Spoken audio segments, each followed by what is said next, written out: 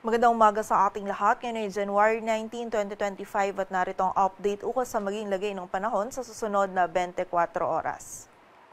May kita natin ngayon dito sa ating satellite animation na wala na tayo gaanong kaulapan na nagdudulot ng mga pag-ulan sa malaking bahagi ng ating bansa. Ngunit ang northeast monsoon o amihan ay nakakaapekto pa rin dito sa bahagi ng Luzon kung saan magdadala pa rin ito ng maulap na kalangitan na may mga pag-ulan dito sa may silangang bahagi ng Luzon. At ngayong araw ay magiging mataas din yung tsansa ng mga isolated na mga pag-ulan, pagkidlat at pagkulog dito naman sa silangan at katimugang bahagi ng Mindanao. So pag-iingat po para sa ating mga kababayan sa posibilidad ng mga pagbaha at pagguho ng lupa. At sa kasalukuyan ay wala tayong minomonitor or namamataan pa na bagyo or low pressure area na maaaring makaapekto dito sa ating bansa. At para nga sa maging lagay ng panahon ngayong araw ng linggo, maulap na kalangitan na may mga kasamang pag-ulan pa rin yung mararanasan dito sa bahagi ng Cagayan Valley, Aurora at Quezon, dulot yan ng amihan. Samantala dito naman sa Metro Manila maging sa nalalabing bahagi ng Luzon ay magiging bahagyang maulap hanggang sa maulap yung kalangitan.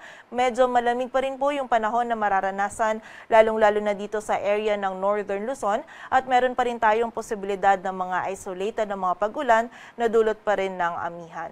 Agwat ang temperatura sa Metro Manila ay mula 23 to 31 degrees Celsius.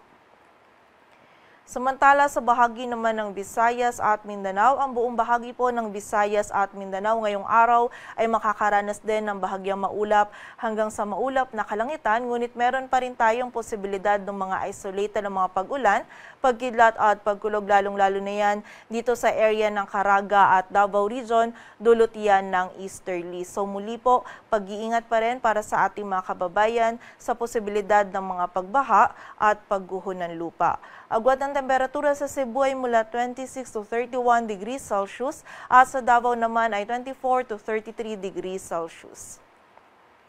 At para naman sa lagay ng dagat baybayin ng ating bansa, wala po tayong nakataas na gale warning, kaya malayang makapadaot yung mga kababayan nating mga isda, pati na rin yung may mga maliliit na sasakyang pandagat. Ngunit iba yung pag-iingat pa rin po para sa mga kababayan natin na maglalayag dito sa mga dagat baybayin ng Northern Luzon, maging dito sa may silangan ng Central at Southern Luzon, sapagkat magiging katamtaman hanggang sa maalon pa rin yung lagay ng ating karagatan.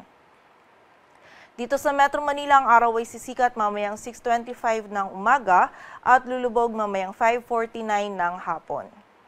Patuloy po tayo magantabay sa updates na ipapalabas ng Pag-asa at para sa mas kompletong impormasyon, bisitahin ang aming website pag-asa.dost.gov.ph.